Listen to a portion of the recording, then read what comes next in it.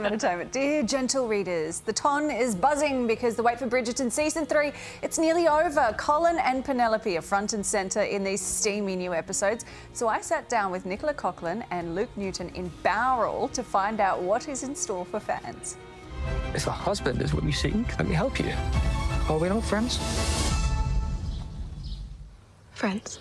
Guys, how delightful is this? Very delightful. It's so bloody lovely. Like, I've been walking around Bowral and everyone is into it. It's mad because it was a secret we were coming here, but we could see videos of people, you know, getting dressed. Like, it always amazes me how much. I don't feel like this is an easy show to dress up in costume as. Oh no, really hard. You know, it's really hard. So the fact, the effort that people put in blows my mind. Yeah.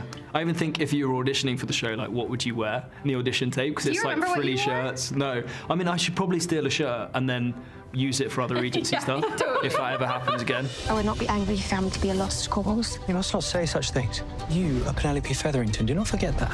It must be a weird experience as well to, you know, make a TV show and then step out into the world and see face to face how people are interacting with it. These are real life fans. They're not on the internet. Yeah, I feel it's really crazy to have that like human interaction with people and actually see like how much it means to them and you know, hear their opinions and it's meet so people. Lovely. Yeah. Like, and one of my favorite things about this show is, like, I think any show you can get people to watch a show once, but our show is one of the most rewatched shows on Netflix, and that means a lot because it means, you know, I have comfort shows that I rewatch, and the fact that we're that for people is massive privilege. It's so cool. Yeah. Do you feel a different, I mean, obviously you'd feel a lot more pressure going into this season because, you know, it's pollen, it's all about you guys. Yeah. Or as I like to call you, Penelope. Doesn't quite roll off the tongue. Oh yeah, Penelope, yeah, I like it. But that must be a whole other experience stepping into the roles in this particular series.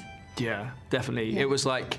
It was a challenge that I was really excited for, but you can't really get away from the nerves of it. I think if we started thinking about the scale of the show and the amount of fans on set, it would be so unhelpful. You have to just on those, and also we're going back to the studios we were in season 1, so it sort of just feels like going home. We're going back to school. You're a bit like, oh, here we are again, and everything else so fades away.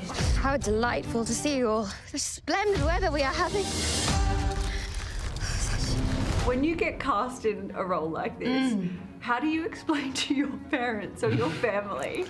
You're like, okay, so it's a bit raunchy, but it's fine, Mom and Dad. Like, well, I guess from reading, you know, season 1, you never really know that you're going to get to do your season. Yeah, we don't know if we would ever be. As an actor, you're lucky if your season gets renewed for another, second season. So I think I probably read it and just thought, well, that's their job. Like, that's their thing that they need to ring their parents about, and I'll never have to worry about that. And then, oh, thank God, it's not me. Yeah, and then 2 years later, you get the call saying, you're doing it, and here's the scene, and this is how sexy it is, and this is how little you're gonna wear. It was gradual. My mum at first, she was like, period drama, like Downton Abbey, and I was going, oh, it's so much less clothes than Downton. Oh no. And but yeah, she saw. But Johnny Bailey's bum makes an appearance like 2 minutes into season 1, episode 1, so it gives you an indication right away. And she was cross at first about that. She was like, I just don't understand what it. And now she loves it. She's all about it. She's like, more bums, more bums. Yeah, absolutely. The sturdier the bum, the better.